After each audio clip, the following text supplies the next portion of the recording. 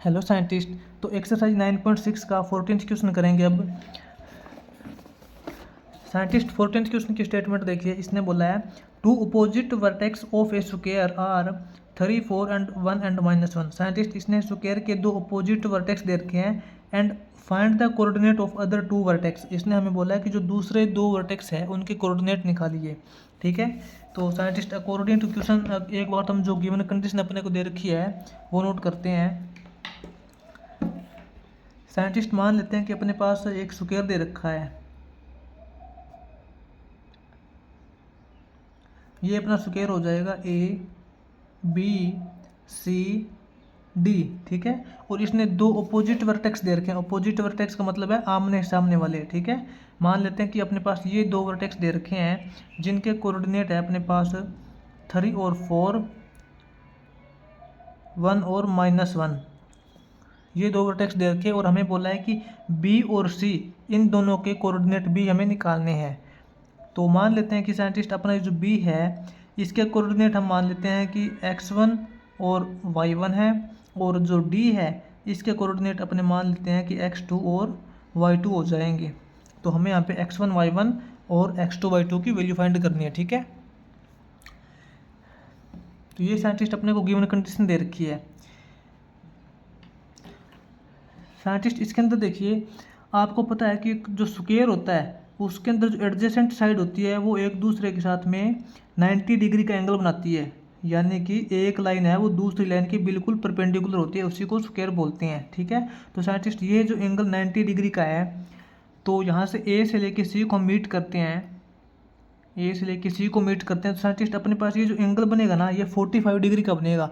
इसके अंदर आप एक बात नोट करना, ये जो 45 डिग्री का angle only and only square के केस के अंदर बनता है। ठीक है साइंटिस्ट, ऐसा नहीं है कि अगर मान लेते हैं कि इसकी जगह एक रेक्टेंगल होता तो रेक्टेंगल के अंदर आपको पता है कि जो सारी साइड होती है वो एक दूसरे के परपेंडिकुलर तो होती है, लेकिन उनकी जो साइड है, साइड उनकी वो सेम नहीं होती। उसकी जो ये लेंथ अलग होती है, वो ब्रेथ अलग होती है। उस टाइम अगर ये जो 90 डिग्री का एंगल हम एक वर्टेक्स से सेकंड वर्टेक्स को मिलाते हैं तो उस टाइम ये जो 45 डिग्री का एंगल नहीं आता, क्योंकि उसके अंदर जो साइड अलग अलग होती है तो एंगल वहाँ पे चेंज हो जाता। लेकिन इसके अंदर यहाँ पे इसकी साइड भी सेम है, स्क्वायर की आपको पता है साइड सेम होती है, और एंगल यहाँ पे 90 डिग्री का होता है। तो एक वर्टेक्स से दूसरे वर्टेक्स को हम जब ज्वाइन कराएंगे तो ये जो एंगल बनेगा वो उसको 45 डिग्री का बनेगा, यानी कि उसको बाइसेक्ट करेगा। ये वाला जो एंगल है वो 45 डिग्री का हो जाएगा। ठीक है साइंटिस्ट, आपको ये बात नोट करना है। तो अब देखिए साइंटिस्ट, अपने को यहाँ पे क्या करना है, इसका सोल्यूशन करते हैं डायरेक्ट।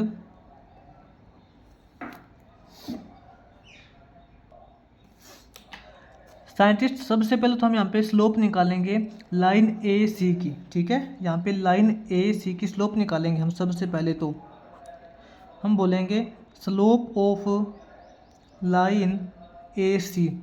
ए और सी की स्लोप क्यों निकालेंगे, क्योंकि अपने को यहाँ पे दोनों पॉइंट्स दे रखे हैं और इसके हम स्लोप निकाल सकते हैं y2 - y1 upon x2 - x1 करके। ठीक है, तो साइंटिस्ट m से डिनोट करेंगे स्लोप को, स्लोप ऑफ ए सी। ठीक है, स्लोप ऑफ ए सी अपने पास हो जाएगी y2 - y1 करेंगे, यानी कि -5 - 4 करेंगे तो सॉरी -1 - 4 करेंगे -5 हो जाएगा। -5 अपॉन 1 - 3 करेंगे -2, तो अपने पास ये हो जाएगा साइंटिस्ट 5/2। ये जो अपने पास लाइन ए सी है इसकी स्लोप अपने पास आ गई 5/2, और ये जो लाइन ए डी है, ए डी और ए सी के बीच में 45 डिग्री का एंगल दे रखा है, तो साइंटिस्ट हम यहाँ पे ए डी की स्लोप निकाल सकते हैं। ठीक है, तो यहाँ पे हम मानेंगे scientist let slope of line A D. ठीक है, let slope of line A D is equal to slope of A D. ठीक है, ए डी लाइन की स्लोप को हम एम ए डी से डिनोट करेंगे। तो इसकी स्लोप क्या हो जाएगी साइंटिस्ट, आपको पता है किसी भी दो लाइन के बीच में जब हमें एंगल निकालना आता है तो उसकी स्लोप पता होनी चाहिए। इसने अपने को एक स्लोप मिस दे रखी है, इसकी एक स्लोप निकालेंगे, और इसने हमें एंगल दे रखा है। तो साइंटिस्ट इसके अंदर हम क्या करेंगे, टेंजेंट थीटा करते हैं। ठीक है, दो लाइन के बीच में स्लोप निकालते हैं, तो tangent theta is equal to हम करते हैं यहाँ पे करेंगे slope of A C minus slope of A D upon 1 + slope of A C into slope of A D. ठीक है साइंटिस्ट, अपने पास ये रिजल्ट हो जाएगा। अब यहाँ देखिए टेंजेंट थीटा, थीटा की वैल्यू आपको पता है 45 डिग्री दे रखी है, तो टेंजेंट 45 इज इक्वल टू करेंगे तो 1 हो जाएगा। ठीक है, टेंजेंट थीटा की वैल्यू 1 हो जाएगी, is equal to M A C, slope of line A C क्या है 5/2, 5/2 minus M A D upon 1 plus 5/2 into M A D. ठीक है, इसके साथ में साइंटिस्ट ये मॉडुलस लगता है। मॉडुलस का मतलब होता है कि ये जो वैल्यू है वो चाहे तो पॉजिटिव हो चाहे नेगेटिव हो, इस मॉडुलस से बाहर लिखेंगे तो पॉजिटिव ही लिखेंगे। इस मॉडुलस का मतलब पॉजिटिव और नेगेटिव होता है, तो ये वाला पॉजिटिव नेगेटिव हम इसके साथ में लगा देते हैं। ठीक है, कोई प्रॉब्लम नहीं है, ये जो वैल्यू है वो +1 भी हो सकती है और -1 भी हो सकती है। अब इसके अंदर देखिए साइंटिस्ट +-1 इज इक्वल टू, यहाँ से ऊपर हम 2 एलसीएम ले लेते हैं, ऊपर से 2 एलसीएम ले लिया तो अपने पास यहाँ हो जाएगा 5 - 2 इंटू एम ए डी। ठीक है, इसके टोटल अपॉन में यहाँ फिर हम 2 एलसीएम ले लेते हैं, यहाँ 2 एलसीएम ले लिया तो यहाँ पे अपने पास हो जाएगा 2 - 5 M A D, 5 into M A D. यहाँ पे ये जो एम ए डी है वो स्लोप ऑफ ए डी को डिनोट कर रहा है, यहाँ पे आप नोट करना। ठीक है, तो साइंटिस्ट 2 से 2 कैंसिल हो जाएगा, इज इक्वल टू क्या बचेगा 5 - 2 into M A D upon 2 - 5 into M A D. ठीक है साइंटिस्ट, ये रिजल्ट इक्वल टू है +-1 के, +-1। यहाँ से आप थोड़ा नोट करना साइंटिस्ट, एक बार तो हम इसके अंदर प्लस वैल्यू लेंगे और एक बार माइनस वैल्यू लेंगे, तो इनकी हम क्रॉस मल्टीप्लाई करेंगे। सबसे पहले साइंटिस्ट हम यहाँ पे +1 लेते हैं, तो +1 लेते हैं तो क्या हो जाएगा, यहाँ पे हम लिखेंगे पॉजिटिव केस। जब हम पॉजिटिव केस लेंगे और जब हम यहाँ पे नेगेटिव केस लेंगे तो अपने पास स्लोप किस प्रकार आएगी।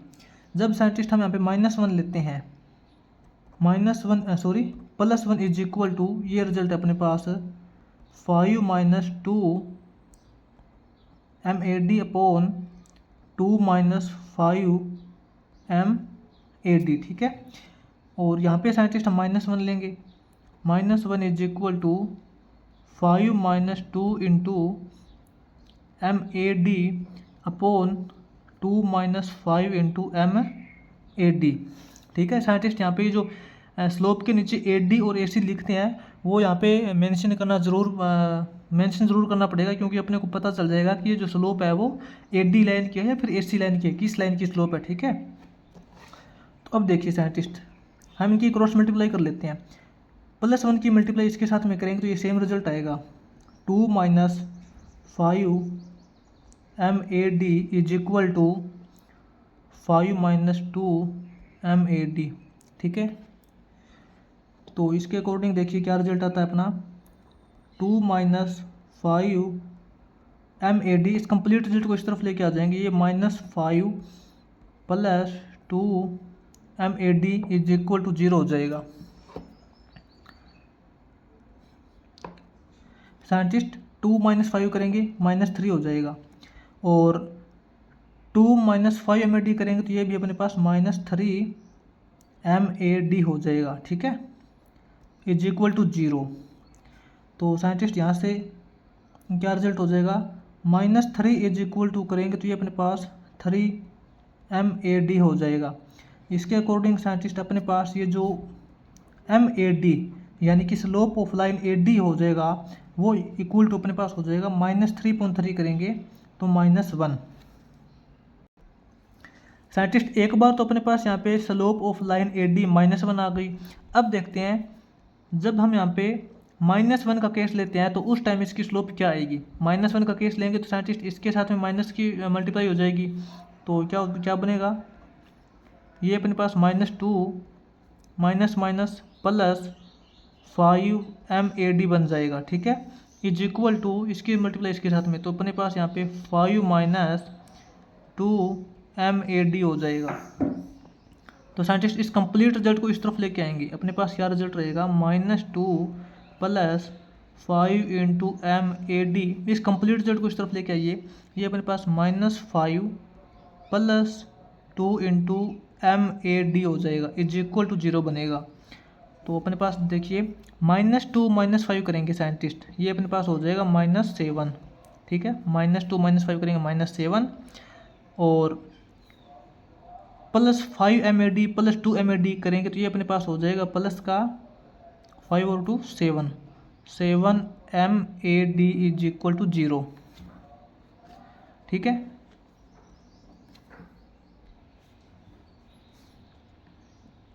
-7 is equal to -7 into MAD हो जाएगा, ठीक है। तो दोनों तरफ माइनस सिंबल है साइंटिस्ट, माइनस से माइनस कैंसिल हो जाएगा। अपने पास स्लोप ऑफ एडी लाइन यानी कि MAD इज इक्वल टू हो जाएगा 7.7 करेंगे +1, ठीक है। तो साइंटिस्ट यहाँ पे देखिए, जब हमने यहाँ पे +1 का केस लिया तो अपने पास स्लोप -1 आई है, और -1 का स्लोप -1 का केस लिया था तो अपने पास स्लोप यहाँ पे +1 आई है। तो आप यहाँ पे एक बात नोट करना साइंटिस्ट, ये जो दोनों स्लोप है एक दूसरे के नेगेटिव रेसिप्रोकल भी है, ठीक है। -1 का नेगेटिव रेसिप्रोकल करेंगे तो +1 ही आएगा, दोनों स्लोप एक दूसरे के नेगेटिव रेसिप्रोकल भी आई है। तो यहाँ देखिए साइंटिस्ट, अपने पास ये जो हमने लाइन AD की स्लोप निकाली थी ना, MAD, यानी कि हमने यहाँ पे MAD निकाली थी, स्लोप ऑफ लाइन AD, वो अपने पास +1 भी आई है और -1 भी आई है, तो हम इसकी स्लोप -1 मानते हैं।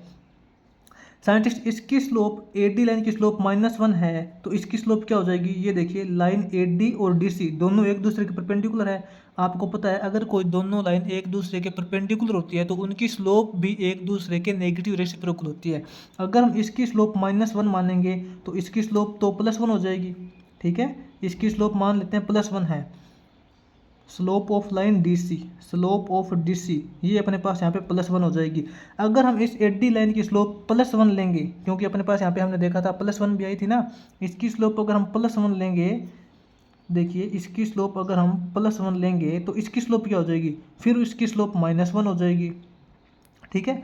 तो साइंटिस्ट आप यहाँ पे एक बात नोट करना, इसके अंदर हम दोनों स्लोप नहीं ले सकते, इसके अंदर हम साइंटिस्ट यहाँ पे दोनों स्लोप नहीं ले सकते, क्योंकि इसकी स्लोप भी -1 हो रही है और इसकी स्लोप भी कहीं ना कहीं -1 हो रही है। अगर दोनों स्लोप को लेके अगर हम इक्वेशंस निकालेंगे दोनों लाइन की, तो ये देखिए दोनों लाइन की स्लोप कभी भी सेम नहीं हो सकती, क्योंकि दोनों के दोनों एक दूसरे के परपेंडिकुलर है, दोनों लाइन एक दूसरे के परपेंडिकुलर है। अगर हम यहाँ पे -1 लेके इसकी इक्वेशन साइंटिस्ट हम -1 लेके निकालेंगे और इसकी इक्वेशन भी अगर हम -1 लेके निकालेंगे तो ऐसा नहीं हो सकता, दोनों लाइन की स्लोप कभी भी सेम नहीं हो सकती। तो साइंटिस्ट इसके अंदर हम ऐसा करेंगे, अपने पास ये जो लाइन है AD इसकी स्लोप हम -1 लेके चलेंगे, और ये जो लाइन DC है इसकी स्लोप हम +1 लेके चलेंगे, ठीक है। इसको छोड़िए और इसको छोड़िए, ठीक है ना।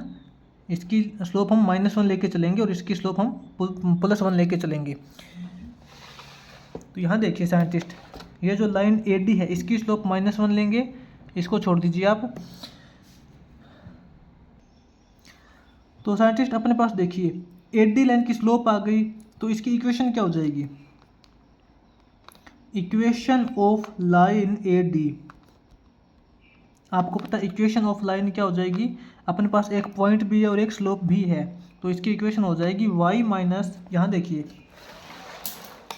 ये जो लाइन अपने AD है इसकी स्लोप अपने पास -1 आ गई और इसका एक पॉइंट भी आ गया, तो इसकी इक्वेशंस कैसे निकालते हैं, y माइनस y1 ऐसे करके निकालते हैं ना। इसके अंदर y1 की वैल्यू क्या हो जाएगी, 3 और 4 है, यहाँ पे y1 की वैल्यू, इसके लिए y1 की वैल्यू 4 हो जाएगी और x1 की वैल्यू 3 हो जाएगी। इक्वेशन साइंटिस्ट इसकी हो जाएगी y माइनस y1 यानी कि 4 is equal to m, slope इसकी क्या है -1, m into x minus x1 की वैल्यू इसके लिए 3 हो जाएगी। तो साइंटिस्ट AD लाइन की जो इक्वेशन हो जाएगी वो अपने पास बनेगी y minus 4 is equal to -x plus 3, y minus 4 plus x minus 3 is equal to 0, y plus x -4 -3 -7 is equal to 0। तो साइंटिस्ट अपने पास ये जो AD लाइन है इसकी इक्वेशन आ जाएगी y plus x -7 is equal to 0। अब देखिए साइंटिस्ट, अपने पास लाइन ए डी की इक्वेशन तो आ गई। अब हम यह इस लाइन डी सी की इक्वेशन फाइंड करेंगे, ठीक है, क्योंकि अपने को ये पॉइंट निकालना ना, x2 y2 ये पॉइंट निकालना है अपने को। तो हम यहाँ पे डी सी पॉइंट की डी सी लाइन की इक्वेशन कैसे निकालेंगे। अपने पास डी सी लाइन की स्लोप भी है और इसके अंदर एक पॉइंट भी दे रखा है। तो हम यहाँ पे डी सी लाइन की इक्वेशन देखिए एक बार कैसे निकालेंगे। साइंटिस्ट सेकेंड पेज पे चलते हैं, ठीक है। तो साइंटिस्ट एक बार ना हम दोबारा से इस लाइन ए डी की इक्वेशन नोट कर लेते हैं यहाँ पे, ताकि हम बाद में भूल ना जाएं। तो यहाँ पे हम इक्वेशन नोट कर लेते हैं, equation of line A D, ठीक है। अपने पास साइंटिस्ट हमने ए डी लाइन की इक्वेशन निकाली थी नीचे, वो अपने पास इक्वेशन आई थी y + x - 7 = 0, y + x - 7 = 0। ये साइंटिस्ट अपनी इक्वेशन है इस लाइन की। अब हम इक्वेशन निकालेंगे सी डी लाइन की। इसके लिए अपने पास इक्वेशन कौन सी हो जाएगी, देखिए, equation of line C D. तो इसके लिए अपने पास साइंटिस्ट इक्वेशन हो जाएगी y - y1 करेंगे साइंटिस्ट। इसके लिए इस लाइन के लिए y1 की वैल्यू क्या है, -1, तो माइनस माइनस प्लस 1 हो जाएगा, y - y1 = m। इसकी स्लोप क्या है साइंटिस्ट, इसकी स्लोप +1 लेंगे, हमने निकाली भी थी पहले, ठीक है। इसकी स्लोप -1 आई थी, तो इसकी +1 स्लोप हो जाएगी m × x - x1। इसके लिए x1 की वैल्यू ये है 1। तो अपने पास साइंटिस्ट यहाँ पे हो जाएगा y + 1, इस कंप्लीट रिजल्ट को इस तरफ लेके आएंगे, ये अपने पास -x + 1 = 0 हो जाएगा। तो यहाँ से साइंटिस्ट y - x +1 + 1 करेंगे, +2 = 0, ठीक है। यहाँ देखिए साइंटिस्ट, अपने पास ये जो सी डी लाइन है, सी डी लाइन, इसकी इक्वेशन अपने पास ये है और ए डी लाइन की इक्वेशन अपने पास ये है। ये साइंटिस्ट अपने पास दोनों लाइन की इक्वेशन आ गई। अब आप यहाँ पे नोट करना, अपने को पॉइंट निकालना है x2 y2, यानी कि d, ये पॉइंट निकालना है अपने को, d पॉइंट निकालना ना। तो साइंटिस्ट यहाँ पे नोट करना, ये जो d पॉइंट ना, ये इस लाइन का भी है और इस लाइन का भी है। ये d पॉइंट साइंटिस्ट किसी एक लाइन का नहीं है, ये इन दोनों लाइन का पॉइंट है। इस लाइन के ऊपर भी पॉइंट है ये, और इस लाइन के ऊपर भी पॉइंट है। तो साइंटिस्ट ये जो d पॉइंट है, ये दोनों लाइन की इक्वेशन को सेटिस्फाई करना चाहिए, ठीक है ना। तो साइंटिस्ट इसके अंदर हम क्या करेंगे, इस डी पॉइंट के ऊपर साइंटिस्ट दोनों लाइन की इक्वेशन सेटिस्फाई होनी चाहिए। तो हम यहाँ पे साइंटिस्ट एक बार नोट करना पड़ेगा अपने को, फॉर डी, ये जो अपना डी पॉइंट है, इसके लिए अपने पास जो ए डी लाइन की इक्वेशन किस प्रकार बनेगी। डी के लिए अपने पास जो इक्वेशन ऑफ ए डी है, इक्वेशन ऑफ ए डी है, इसके अंदर एक्स और वाई की जगह हम डी के कोऑर्डिनेट डालेंगे, सिंपल बात है। y की जगह अपने पास यहाँ पे y2 हो जाएगा प्लस x2 - 7 = 0, ठीक है। और इसी प्रकार साइंटिस्ट अपने पास इक्वेशन ऑफ सी डी की इक्वेशन क्या हो जाएगी, सी डी की इक्वेशन अपने पास हो जाएगी y2 - x2 + 2 = 0, ठीक है। तो साइंटिस्ट ये वाला जो पॉइंट है डी पॉइंट है। अब देखिए साइंटिस्ट, अपने को यहाँ पे x2 और y2 की वैल्यू निकालनी है। तो साइंटिस्ट ऐसे पॉइंट निकालने हैं जो इस लाइन को भी सेटिस्फाई करे और इस लाइन को भी सेटिस्फाई करे, यानी कि इनका इंटरसेक्टिंग पॉइंट निकालना है। दोनों लाइन की अपने पास इक्वेशन आ गई और इनका हमें इंटरसेक्टिंग पॉइंट निकालना है, यानी कि x2 और y2 की वैल्यू कैसे निकालेंगे, आपको अच्छी तरीके से निकालनी आती है। तो इन दोनों इक्वेशंस को सोल्व करके साइंटिस्ट यहाँ से x2 और y2 की वैल्यू निकाल सकते हैं। तो देखिए यहाँ पे हम दोनों इक्वेशंस को ऐड कर देते हैं एक बार, ठीक है। क्या करेंगे, एडिंग बोथ इक्वेशंस, दोनों इक्वेशंस को ऐड कर देंगे। तो अपने पास देखिए ये -x2 है, ये +x2 है, माइनस से प्लस ये कैंसिल हो जाएगा, अपने पास बचेगा y2 + y2 करेंगे तो ये अपने पास हो जाएगा 2y2, और यहाँ से देखिए अपने पास 2 - 7 करेंगे, 2 - 7 करेंगे, -5 हो जाएगा, -5 यानी कि = +5 बनेगा। तो यहाँ से अपने पास y2 की वैल्यू हो जाएगी 5.2, y2 की वैल्यू 5.2 हो गई। और यहाँ से x2 की वैल्यू क्या हो जाएगी, x2 की वैल्यू निकालने के लिए ये जो y2 की वैल्यू है ये इसके अंदर पुट कर देंगे। तो इसके अकॉर्डिंग साइंटिस्ट अपने पास देखिए y2 + x2 - 7 = 0 है। तो y2 की वैल्यू 5.2 है, 5.2 + x2 - 7 = 0। इसके अकॉर्डिंग साइंटिस्ट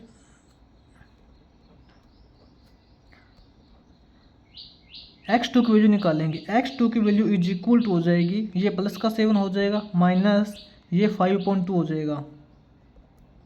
यहाँ से अपने पास x2 की वैल्यू हो जाएगी साइंटिस्ट 2 एलसीएम लेने के बाद यहाँ से अपने पास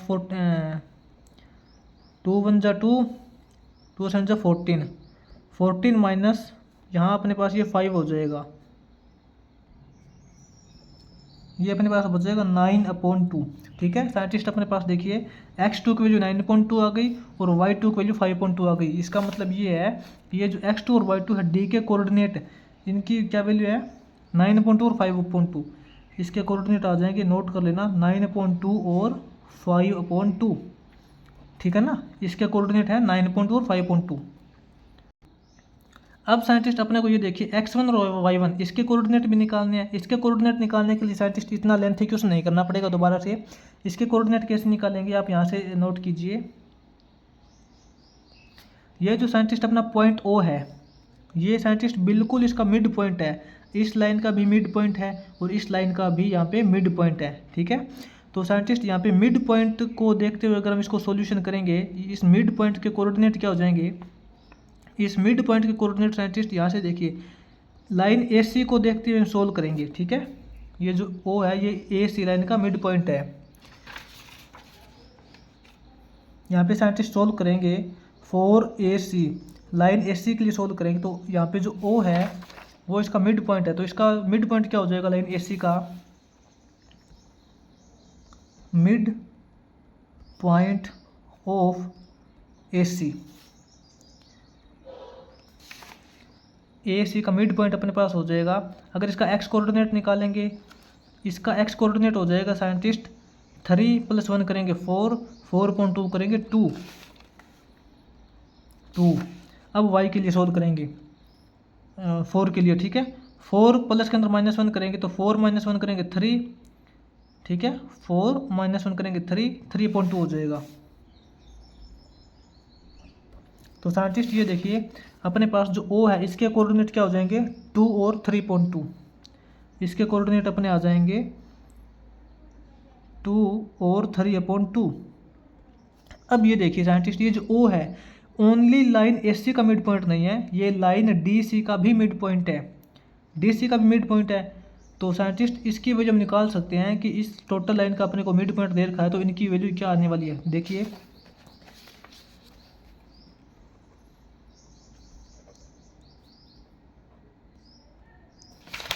साइंटिस्ट DB, ठीक है, DB लाइन के लिए सोल्व करेंगे तो इसका साइंटिस्ट अपने को मिड पॉइंट 2 दे रखा है, इसका मिड पॉइंट 2 दे रखा है। तो इसके लिए क्या करेंगे 2 = ये 2 कैसे आया होगा, ये 2 अपना आया होगा x1 + x2 करने के बाद अपॉन 2 करने के बाद। तो यहाँ पे x2 की वैल्यू क्या है 9.2, 9.2 + x1।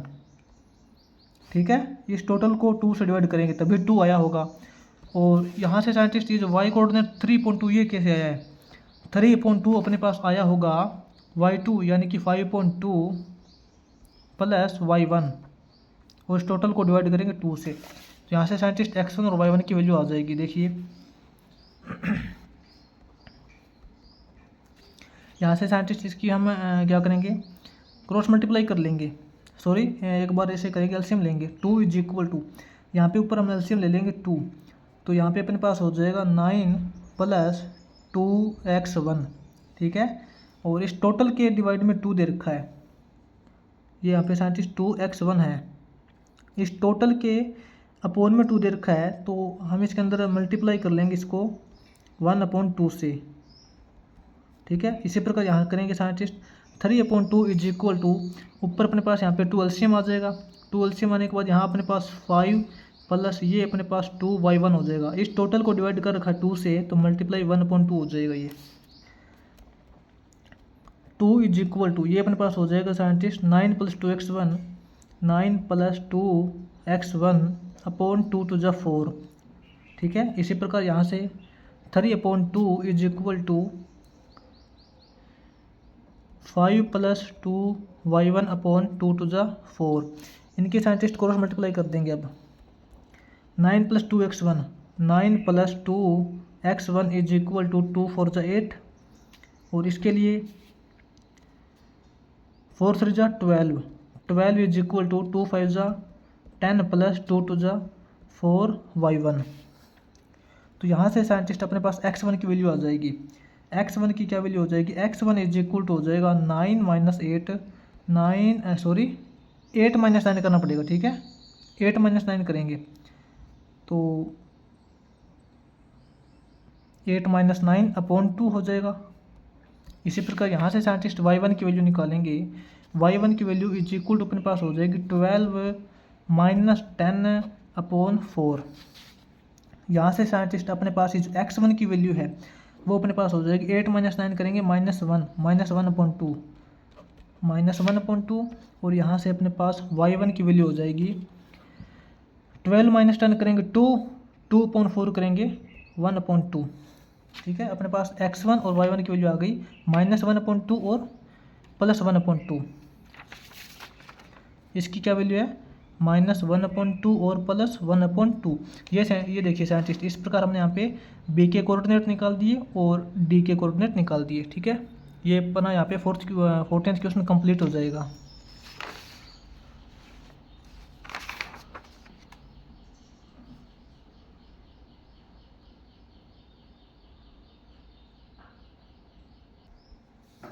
साइंटिस्ट थोड़ा सा इस पे ध्यान देना।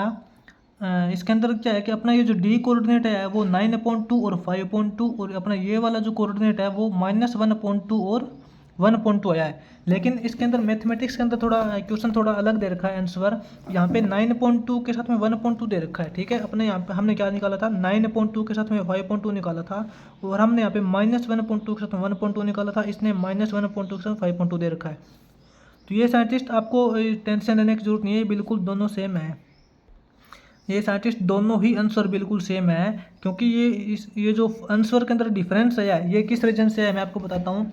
हमने यहाँ पे देखिए जो AD लाइन की स्लोप -1 और +1 दो चीज़ निकाली थी, ठीक है। हमने यहाँ पे AD की स्लोप -1 लेके चले थे। अगर हम यहाँ पे AD की स्लोप -1 की जगह +1 लेके चलते तो उस टाइम अपने यहाँ पे इक्वेशन अलग बनती, ठीक है। इस AD की स्लोप हमने यहाँ पे देखिए -1 लेके चले थे तो उसकी इक्वेशन अलग बनी है। अगर हम यहाँ पे -1 की जगह +1 लेके चलते तो इसकी इक्वेशन अलग बनती। और अगर हम इसकी स्लोप +1 लेके चलते तो इसकी स्लोप हमें -1 लेनी पड़ती, ठीक है। इसकी स्लोप अगर -1 लेते तो इसकी इक्वेशन अलग बनती। हालांकि हमने यहाँ पे इस टाइम इसकी जो स्लोप है वो +1 लेके चले हैं, ठीक है। तो ये साइंटिस्ट अगर हम यहाँ पे इसकी स्लोप +1 लेके और इसकी -1 लेके चलते तो अपना जो क्वेश्चन है वो जो मैथमेटिक्स के अंदर दे रखा है उसी टाइप से होता, ठीक है। तो दोनों ही आंसर इसके अंदर सेम है, इसके अंदर बिल्कुल भी चेंजेस नहीं है। बस फ़र्क इतना है कि हमने यहाँ पे इसकी स्लोप -1 लेके चले हैं।